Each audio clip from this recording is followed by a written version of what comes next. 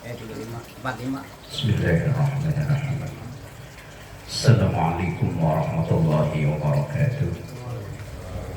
Bismillah walhamdulillah, wassalatu wassalamu ala rasulillah Sayyidina wa maulana Muhammad ibn Abdillah wa ala alihi wa ashabihi wa man tabi'a rushdah amma ba'da. Ila hadratin Nabi Mustafa Muhammadin sallallahu alaihi wasallam wa ala alihi wa ashabihi wa azwajihi wa dhurriyyatihi wa ali baitihi al-kiram wa jami' ummatihi minal muslimina wal muslimat wal mu'minina wal mu'minat ayyama kanu, khususan li fadli al-Syekh Syihabuddin Ahmad ibn Hajar al-Asqalani, Syekh Al-Allamah Muhammad Nawawi al-Badani al-Jari al-Syafi'i bi barakatil Fatihah. أعوذ بالله من الشيطان الرجيم بسم الله الرحمن الرحيم الحمد لله رب العالمين الرحمن الرحيم مالك يوم الدين إياك نعبد وإياك نستعين اهدنا الصراط المستقيم صراط الذين أنعمت عليهم غير المغضوب عليهم ولا الضالين. بسم الله الرحمن الرحيم. Wal maqalatul ashiratu, ya. Maqalah yang ke-10. Anil Hasan Al-Basri, dari Hasan Al-Basri rahimahullah, semoga Allah merahmatinya. Laulal abdalu la khasafatil ardu wa ma fiha. Yang berkata ini Hasan Al-Basri. Beliau itu seorang tabi'in. Tabi'in itu generasi setelah sahabat. Apa kata Hasan Al-Basri? Laulal abdalu, seandainya tidak ada wali abdal. Kalau dalam kajian tasawuf, wali itu kan ada banyak tingkatannya. Misalnya ada dalam kitab Furuhul Makkiyah, itu wali ada 9 tingkatan. Tingkatan tertinggi namanya wali kutub. Wali kutub. Kutub. Al-Qutbur Rabbani, Syekh Abdul Qadir Al-Jailani. Ini pemimpin para wali, tingkatan tertinggi. Kemudian di level selanjutnya ada namanya wali a'immah. Itu nanti suatu saat wali kutub ini meninggal, penggantinya adalah wali a'immah. Tapi realnya seperti apa Allah a'lam. Karena ada satu makalah, la ya'riful wali illa wali. Tidak ada yang tahu orang itu wali kecuali orang itu ya wali. Yang tahu wali ya sesama wali, kalau bukan wali enggak tahu. Kalau kayak kita, eman itu wali, wali murid. Yang ketiga ada namanya tingkatan di bawahnya, berarti namanya wali autad. Wali autad itu wali yang ada di 4 penjuru mata angin, bukan 4 ya. Barat, timur, utara, selatan, selatan. Ada namanya wali abdal. Nah ini nanti yang dibahas wali abdal. Yang kelima itu ada wali namanya nuqobah. Itu wali yang diberikan pengetahuan oleh Allah ilmu syariat. Kemudian ada wali nujabat. Nah, ini yang mendampingi wali nuqobah itu tadi. Kemudian yang ketujuh ada wali hawariyun. Ini para wali yang kencang bela agama Allah. Agama Allah diganggu sedikit, wah dia maju paling depan. Nah ini masuk dalam kategori wali hawariyun. Ada wali rojabiyun, yaitu wali yang dimunculkan oleh Allah pada saat bulan Rajab. Kemudian yang tingkatan terakhir 9 ada wali khatamiyun, penutup para wali. Tapi realnya bagaimana ya wallahu a'lam. Laulal abdalu, seandainya tidak ada wali abdal. La khasafatil ardu, maka akan ambles al ardu, bumi. Wa ma fiha, dan segala apa yang ada di bumi. Ruya diriwayatkan annahu sallallahu alaihi wasallam bahwa Rasulullah sallallahu alaihi wasallam bersabda, al abdalu, wali-wali abdal, arba'una rojulan, itu ada 40 orang. Isnani wa isyruna, isnani 2 wa isyruna, dan 20, berarti 22. Bisyam, ada di negeri Syam. Syam itu Palestina, Lebanon, dan yang daerah dengan itu, kayak Asia Tenggara meliputi Indonesia, Malaysia. Nah, tepatnya Syria bukan? Ya Syria, ya Lebanon, terus apa itu Palestina, satu lagi apa itu, 4 atau 5 negara yang disebut dengan negeri Syam itu. Wasamaniyatu asyara bil Irak, yang 18 adanya di Irak. Di Indonesia Allah alam, yang wali songo itu Allah alam. Dalam dunia kewalian masuknya di apa ya Allah alam. Kullama mata, semasa salah satu dari wali itu meninggal, wafat, minhum, sebagian dari abdal itu, wahidun, satu, abdalallah, maka Allah mengganti makanahu, posisinya. Apabila ada yang meninggal satu, maka Allah langsung mengutus penggantinya. Berarti selamanya ya ada 40 orang. Kayak Wali Songo. Wali Songo itu kalau kita baca dalam buku-buku, itu kan bukan hanya 9 itu. 9 yang sering kita hafal itu enggak. Tapi ada generasi awal, ini siapa, kemudian meninggal diganti, jumlahnya tetap 9. Orangnya ganti. Kayak misalnya menteri kabinet, misalnya 30 orang, begitu satu pensiun, satu ya ganti, tetap jumlahnya 30. Tapi wallahu alam yang kita kenal ya 9 itu, apalagi sekarang jadi lagu Maulana Malik Ibrahim. Yang lah siapa sih namanya itu? Iya. Yang cantik itu. Kalau ada yang cantik mempunyai iman. Masih tahu betul.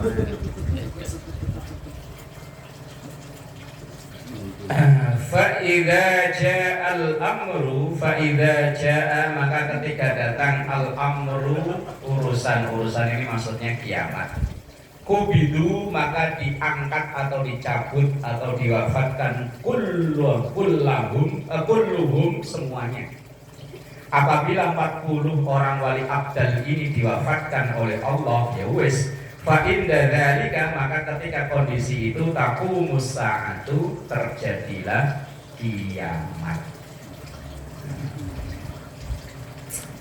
Rawahu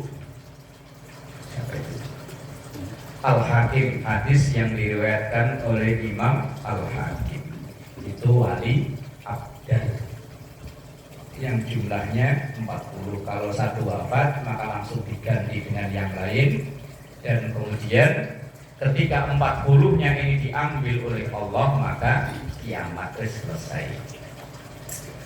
Waruya, dan diriwayatkan annahu sallallahu alaihi wasallam bahwa Rasulullah sallallahu alaihi wasallam bersabda, lan tahluwal ardu, tidak akan sepi bumi ini, an arba'ina rajulan, dari 40 orang laki-laki, misla khalilir rahman, yang semisal dengan kekasih Allah yang maha pengasih. Berarti di muka bumi ini akan selalu ada 40 orang wali-wali kekasih Allah yang masuk dalam kategori wali abdal itu tadi. Fabihim, maka sebab 40 orang wali Allah itu, yusqauna, Allah turunkan hujan. Wabihim, dan sebab 40 orang wali Allah itu, yunsoruna, Allah menurunkan pertolongan. Mata, tidaklah mata meninggal. Kalau dimaknai mati, bahasa kita nggak sopan ya. Wali kok mati. Orang biasa aja kalau di kita misalnya di masjid ada yang meninggal kok ngomongnya telah mati. Wah, songong. Padahal kalau bahasa ini mati sopan. Tidaklah mata meninggal minhum sebagian dari arba'in 40 orang itu ahadun salah satunya illa kecuali abdalallahu Allah mengganti maka nahu posisinya akhor dengan yang lain. Berarti satu meninggal langsung ganti, satu meninggal langsung ganti. Rawahu at-Tabarani. Waruya dan riwayatkan annahu sallallahu alaihi wasallam Rasulullah sallallahu alaihi wasallam qala bersabda salasun. Kalau mau masuk jadi wali syaratnya ada 3. Pengen jadi wali kan? Pengen. Nah iya kalau mau masuk dalam kategori wali itu syaratnya ada 3. Jadi waman. Mau. Jadi wali murid. Tapi biasanya jadi wali itu hidupnya belangsak kan? Udah. Gak apa-apa. Udah terlanjur. Wali. Tapi ada wali yang kaya raya ya ada. Dalam kisah manaqib Syekh Abu Hasan Asy'adili itu kan orang kaya raya. Pembantunya aja itu pokoknya nggak satu, yang ngurusin kendaraan lain, ngurusin rumah lain, ngurusin bos lain, banyak Pak. Nah, ayo bisa aja.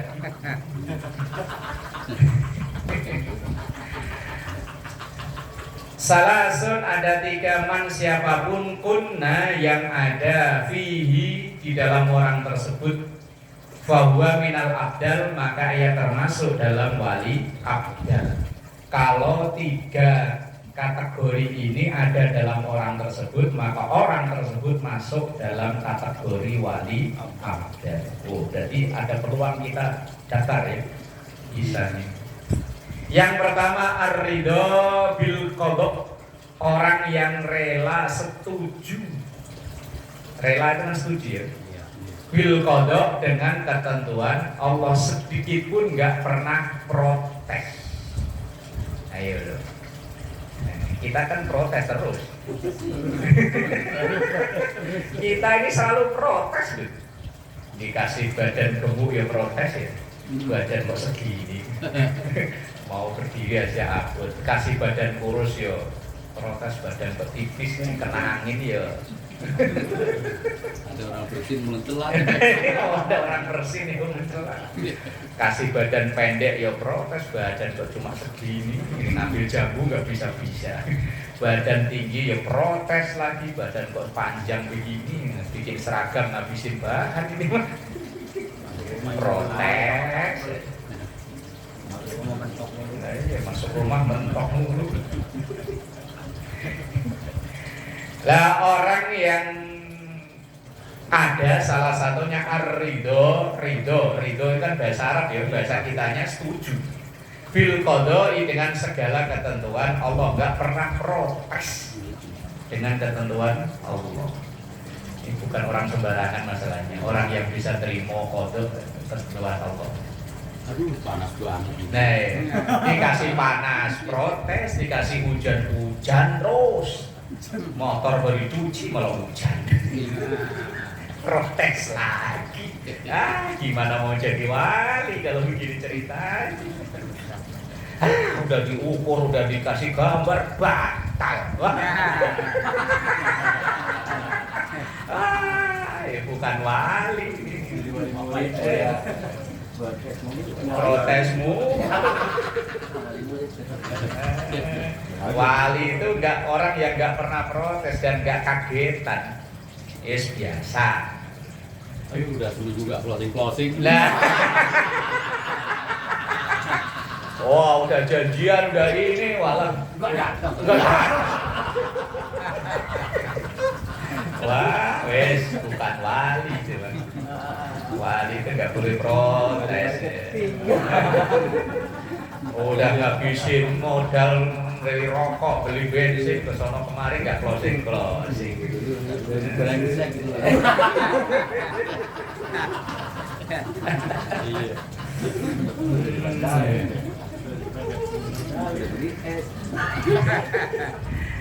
Yang pertama, yang kedua wasabru an maharimillah.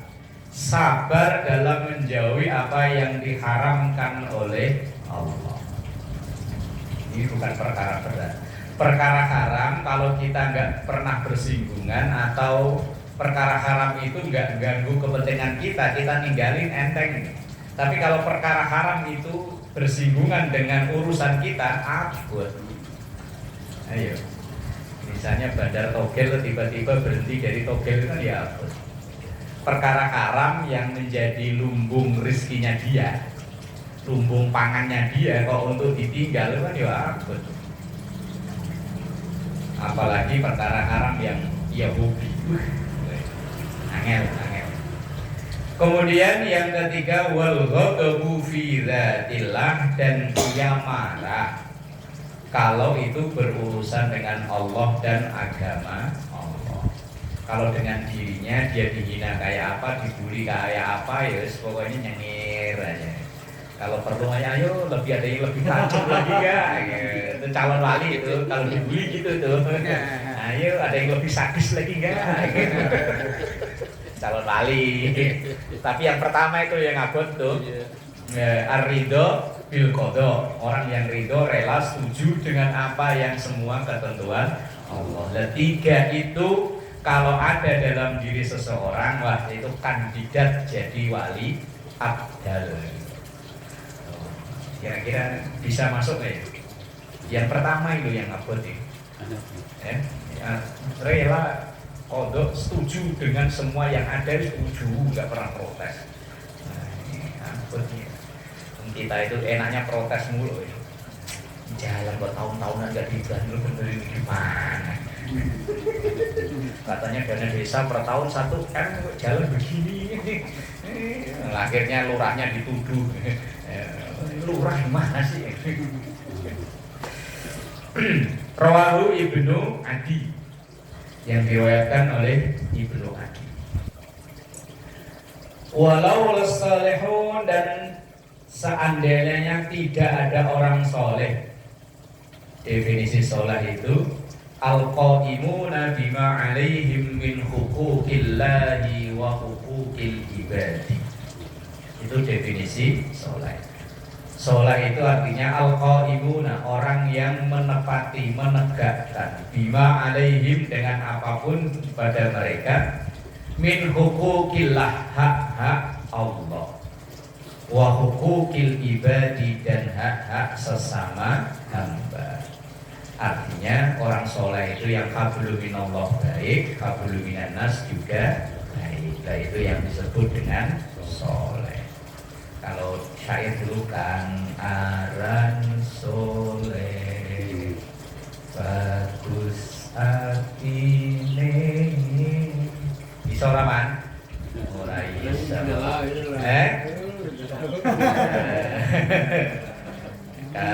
aran soleh dulu kan syair apa itu tanpa waton.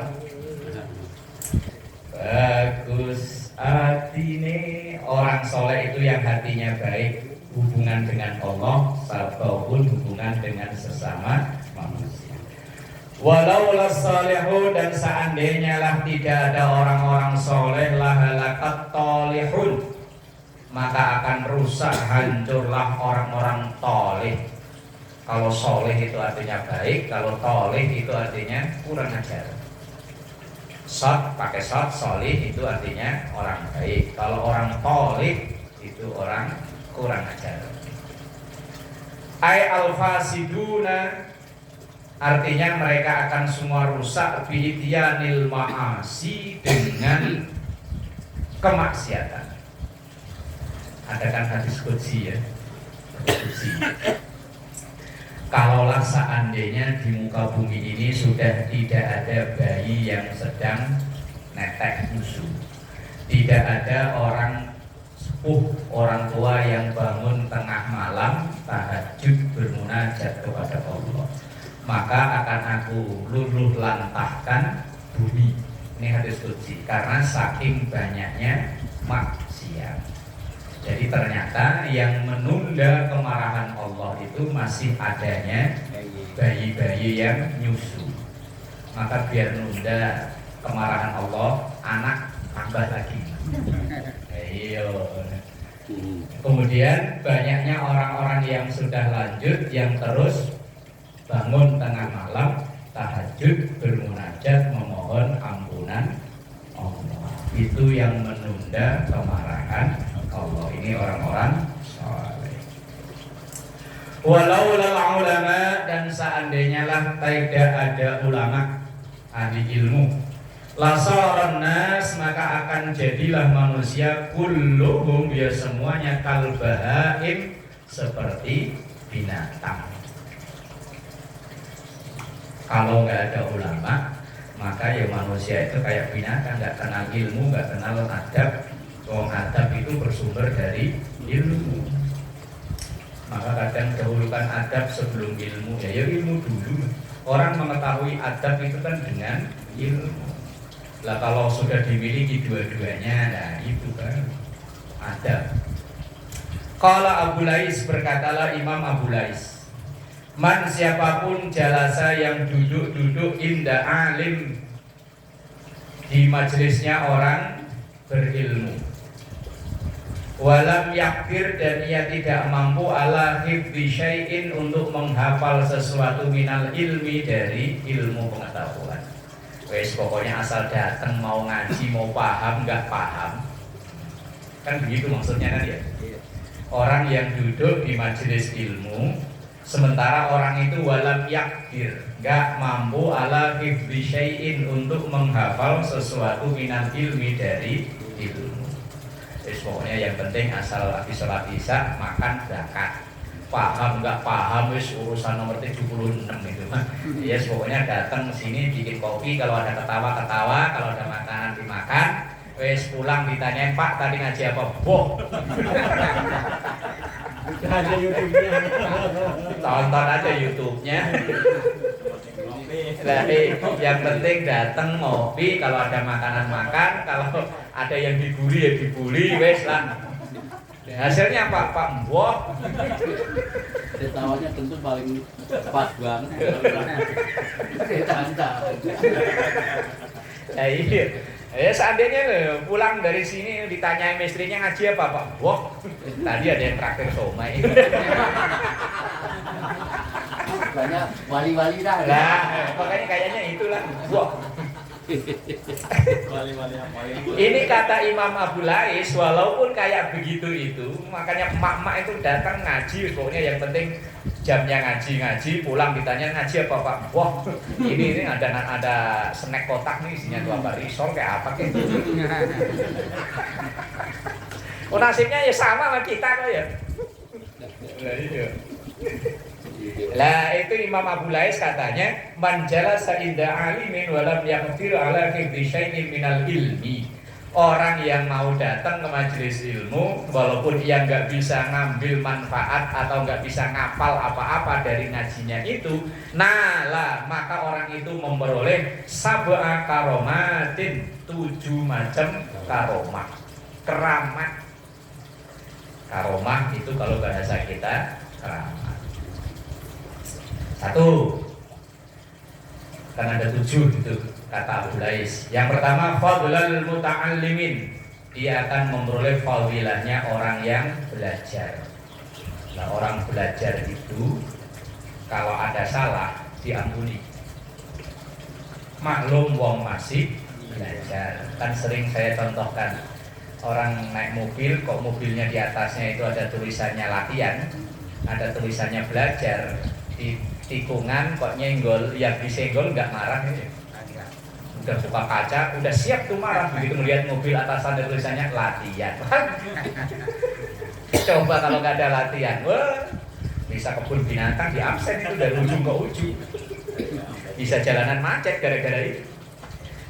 Lah kita ya begitu, makanya kita menstatuskan sebagai pelajar. Lah kok udah tua masih lah mau belajar itu minal mahdi ilal lahdi. Yang kedua, wahabasahu anil dzunub, terhindar dari dosa. Jadi pokoknya kalau duduk di majelis ilmu paling tidak mau masang slot nggak jadi. Ya lah megangi pulpen sama kitab. Ya nggak tahu kalau nanti ngajinya selesai buka HP iseng-iseng. Sebentar. Nah iya, kalau pas ngaji paling nggak kan tertahan 1 jam kan untuk tidak maksiat. Nggak tahu kalau kemaksiatan yang baru ya Allah Allah. Tapi yang dibully nggak marah ya nggak nasihat berarti iman ya. Nggak marah kan man? Kesel sebenarnya. Sebenarnya nggak marah karena nggak tahu dibully ya. Ya, pokoknya anggap aja hiburan.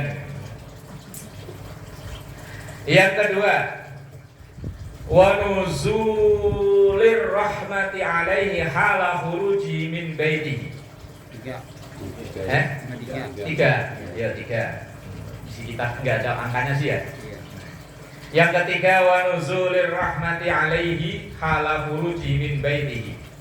Wa nuzulir rahmah, dan turunnya rahmat alaihi kepada orang yang ikut ngaji walaupun nggak paham sama sekali gitu. Hala khurujihi, ketika ia keluar min baitihi, dari rumahnya. Pokoknya asal bismillah keluar dari rumah, bawa kitab, bawa pulpen, bawa tas, berangkat. Paham nggak paham kan yang penting berangkat. Itu rahmat Allah sudah turun kepada orang tersebut. Seandainya ya alhamdulillah, moga-moga enggak lah ya. Seandainya berangkat dari rumah, lah ketabrak becak, enggak ada becak di sini ya. Sandung lah kesandung. Motor listrik ketabrak motor listrik. Lah kok gludak keserimpet, langsung inna lillahi wa inna syahid itu orang. Syahid. Walaupun tujuannya pelarian ya Ustaz. Ya iya. Lah kok jujur banget. Lah pelariannya ke tempat ngaji kan bagus, daripada pelarian ke tempat yang lampu biar itu namanya lampu nuru dolam gitu. Nur cahaya, dolam gelap, berarti kan biar pet. Pelarian lagi berantem dari rumah sana. Nah, daripada pusing bini ngoceh mulu. Ya wes lah. Rapopo.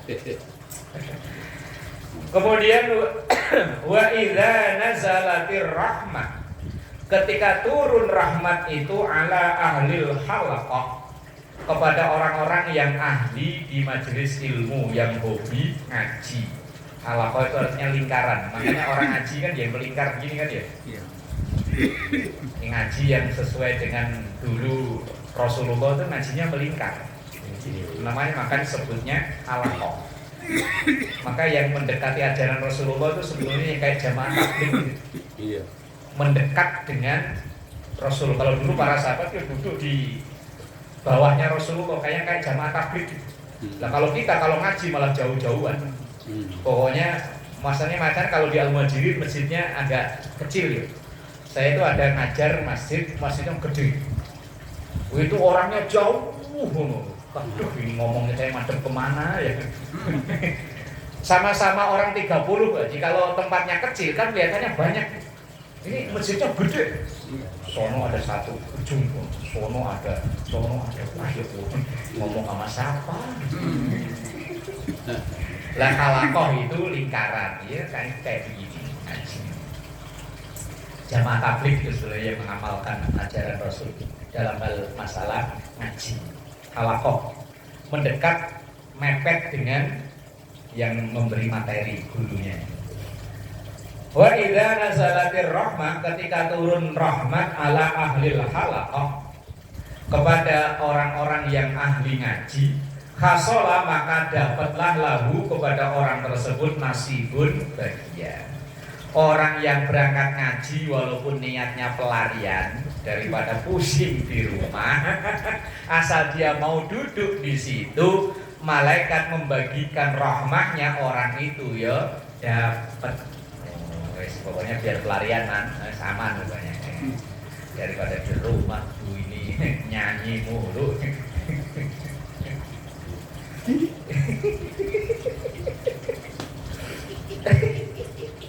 Ketawanya begitu amat.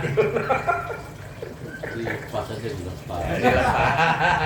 Udah daripada ntar jadi jerawat batu ya Pak Ustadz ya. Nanti sakit perut. Iya kalau kram gimana? Kalau pengen ketawa wis los aja los. Los. Wayuk tabu dan dicatat lahu untuk orang tersebut to'atun ketaatan. Madama selama orang tersebut mustami'an dengerin. Oh, dicatat pahala. Mau paham nggak paham, yang penting kayaknya dengerin, enaknya. Kemudian yang keberapa nomornya ya? Wa idza dhaqa apabila ruwet. Iya wis bola. Wa idza dhaqa ketika ruwet qalbuhu hatinya capek. Ini kayaknya ngaji kok nyindir seseorang nih Mas.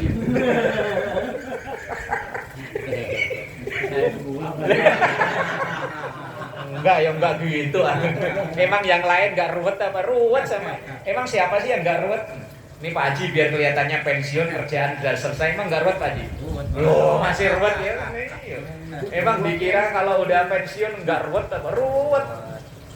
Ya, kalau dulu mau makan apa-apa enggak punya duit. Sekarang giliran punya duit, makan apa-apa enggak boleh. Makan ini asam urat, makan kol padahal enak asam urat, nggak jadi. Wa idza dhaqa dan ketika ruwet qalbuhu hatinya. Qalbun hati, kalau kalbun, nah makanya bacanya qalbu. Li adamil fahmi karena ketidakadanya kepahaman. Pikirannya ruwet, biar kayak apa wis enggak paham, enggak ada yang masuk ruwet. Ya, nempel. Sara maka akan jadi ghammuhu keruwetannya itu wasilah ila hadratillahi ta'ala sampai ke hadapan Allah. Ternyata malah ruwetnya itu yang menyebabkan dia ini sampai amalnya sampai ke Allah. Kalau orang yang dikaruniai kecerdasan yang sampai ke Allah ya kecerdasannya itu lah. Orang yang dikaruniai Allah ruwet Sawat mengapa ya? Yos pokoknya ruwet mumet lah pokoknya. Otaknya mumet, badannya mumet, hatinya mumet. Wes. Ternyata itu yang menjadi orang tersebut ila hadratillahi ta'ala. Amalnya nyampai ke diterimanya amalnya oleh Allah. Ini kok kayaknya ngalami loh. Padahal kan enggak, kelihatannya bahagia gitu aja. Kelihatannya doang. Ya lo orang itu kan sawang sinawang kan. Wa yara dan ia melihat izzal alim kemuliaan ahli ilmu. Wa dhullal fasik dan kehinaan orang fasik itu orang yang hobi berbuat dosa itu fasik.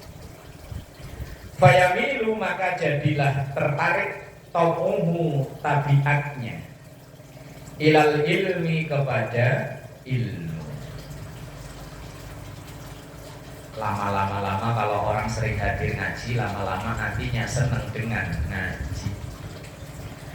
Wa yuraddu dan tertolak qalbuhu hatinya anil fiski atau fasqi dari kefasikan. Itu pendapat dari Imam Abu Lais tentang orang yang hadir di majelis ilmu walaupun dia enggak ngerti, enggak paham apa-apa, tapi tetap ada nilai fadilahnya. Jangan sampai Mas gak ngaji, yang kemarin aja belum diamalin. Ntar kalau nambah lagi, wah stok tambah kebanyakan malah. Ya harus ngaji, paham nggak paham, wis pokoknya asal datang biar niatnya apa tadi Pak Ustaz? Pelarian.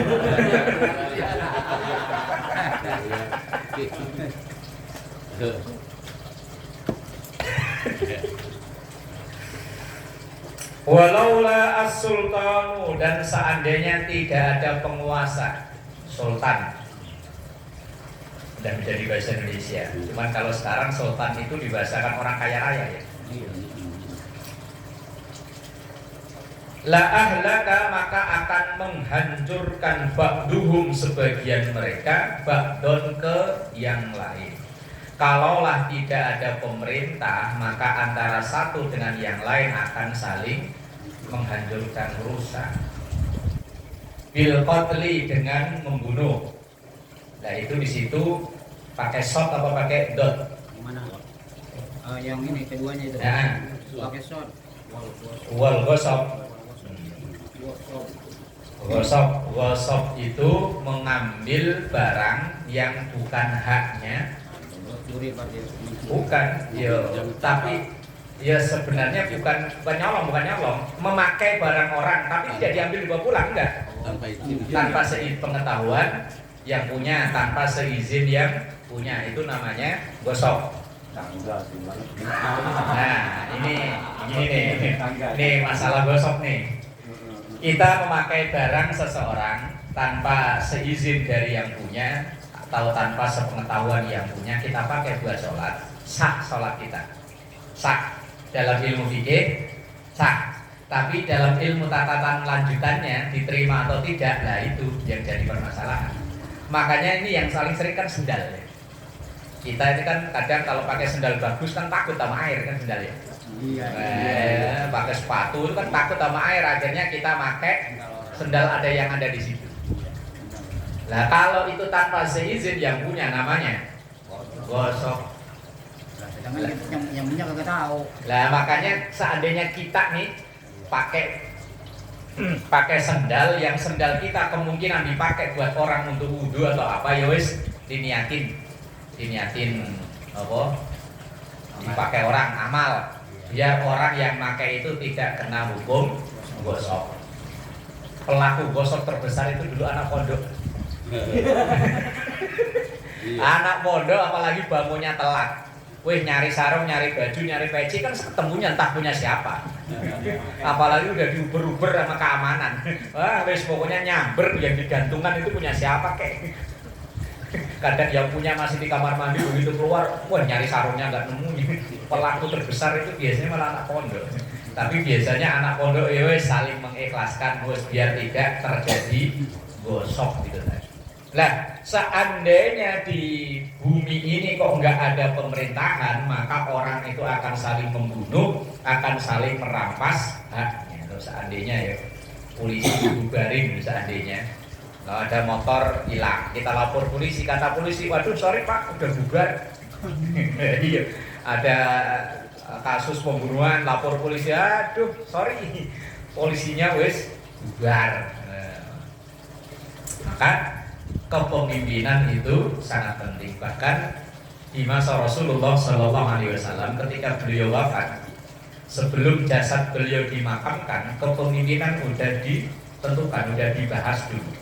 Begitu sudah terbentuk kepemimpinan yang baru, yaitu Abu Bakar, baru jasad Rasulullah itu dimakamkan. Ini betapa pentingnya kepemimpinan. Maka biar bagaimana kadang pemimpin itu ya sangat penting ya. Di Surabaya itu apa dulu itu? Yang pesantren terbesar, pesantren khusus perempuan itu. Apa jenenge? Apa lupa? Doli ya ya. Iya lah pesantren apa? Doli. Itu dulu kan di demo macam-macam ormas. Yang dari FPI apalagi kan, yang dari NU ya demo, dari enggak beres-beres. Tapi begitu ada kepemimpinan yang peduli dengan itu, hanya modal tanda tangan sekali, trek bubar Doli. Kemudian Keramat Tunggak. Keramat Tunggak itu di demo warga udah berkali-kali.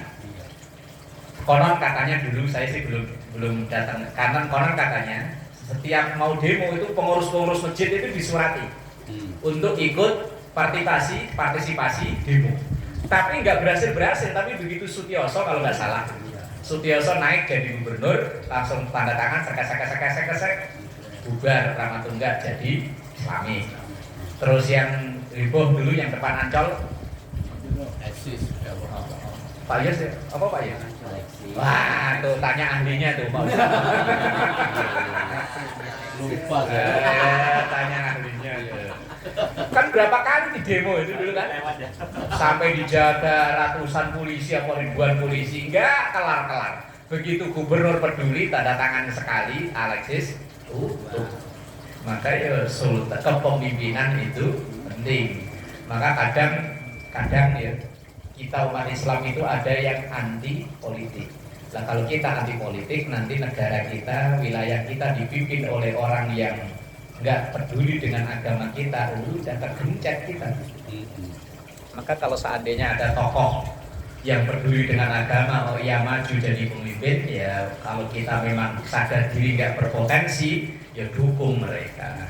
Walau la sultan la ahlaka ba'duhum ba'dun. Kalau nggak ada kepemimpinan, maka ya tatanan muka bumi ini hancur.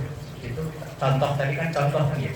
Kemaksiatan itu lebih mudah dikurangi, kalau dihilangkan nggak mungkin dengan kekuasaan. Maka dalam hadis Rasulullah itu kan, man ra'a minkumul munkar falyughayyir biyadihi. Kalau ada kemungkaran maka rubah dengan tangan. Tangan itu artinya kekuasaan. Maka yang paling efektif merubah itu, mengurangi itu ya penguasa. Nah kalau penguasa udah melegalkan, kita bisa berbuat apa? Demo nggak dianggap, malah kita benturan dengan polisi. Wa ghairi dzalik, dan lain-lainnya, pembunuhan, perampasan dan lain-lain. Walau lal hamqa atau humqa. Hamqa itu maksudnya adalah alladzina fasadat uquluhum, orang-orang yang rusak akalnya. Orang yang nggak genep sekilo, cuma 6 on. Iya, nggak lempeng sekilo. Orang yang cuma 6 on.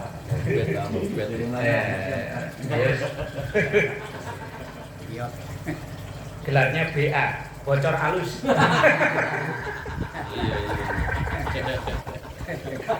Bocor gede sih enggak, bocornya halus.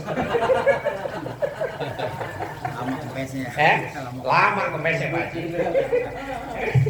Hamko atau humko itu yang gitu ya, bocor halus ya. Ya enggak genep sekilo itu.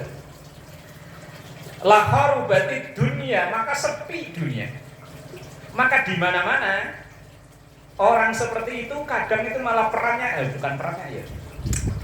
Dibutuhkan apa ya? Ada manfaatnya. Makanya di mana-mana orang model kayak begitu akan selalu ada.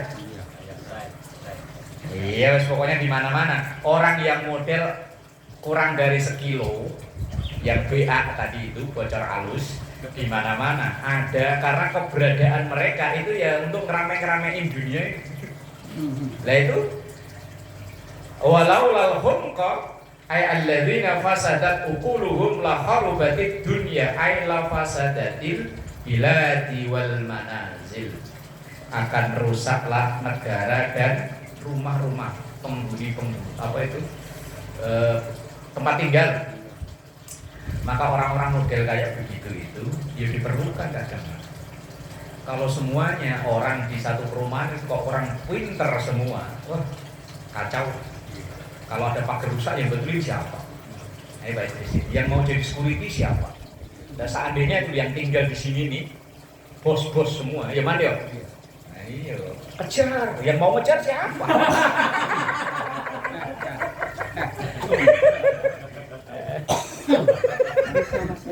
Lah iya, lah orang yang disuruh ngejar sama-sama, apa nyuruh-nyuruh?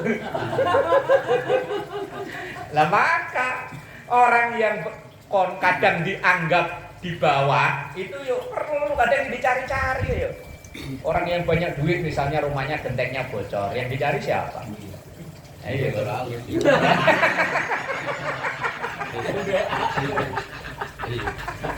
Kan udah dikasih jawab. Udah dikasih jawab. Lah iya. Betul-betul ahli juga ya.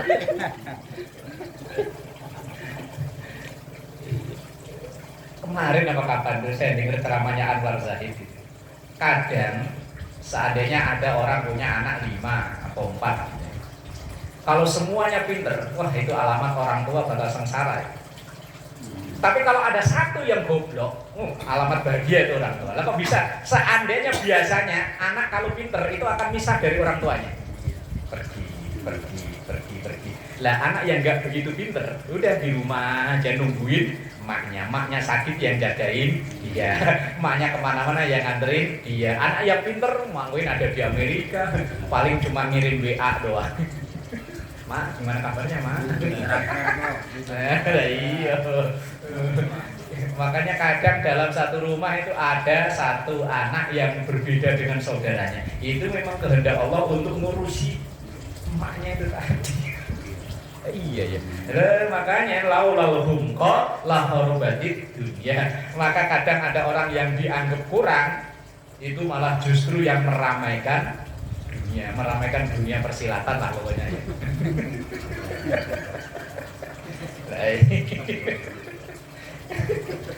Baik. Atau gampangnya kalau semua orang itu kaya semua, siapa yang mau jadi supir? Orang kaya lemarinya rusak, siapa yang betulin? Ngapain nanti saya banyak? Nah iya. Walau larrih la antanna kullu syai'in bisababil jifi. Walaula dan seandainya tidak ada arrihu angin. La antanna. Kalau la antunna nanti bacanya lain lagi. La antanna akan bau. Berbau enggak sedap, bau enggak enak enggak. Kullu syai'in setiap sesuatu. Bisa babil jaifi atau jifi disebabkan adanya bangkai. Kalau nggak ada angin, nggak ada peredaran udara, maka tempat apapun akan berbau, busuk, nggak enak, pengap. Ya cuma itu mati lah ya. Nah, iya maksudnya nggak ada sirkulasi udara itu. Ya biar rumah sebagus apa kalau nggak ada sirkulasi udara di dalam rumah yo pengap, apalagi di situ ada bangkai atau apa ya makanya. Nah itu makalah yang ke-10.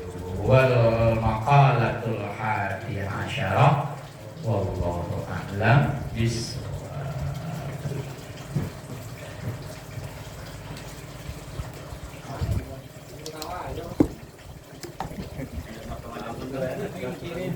Apa ikut BA juga?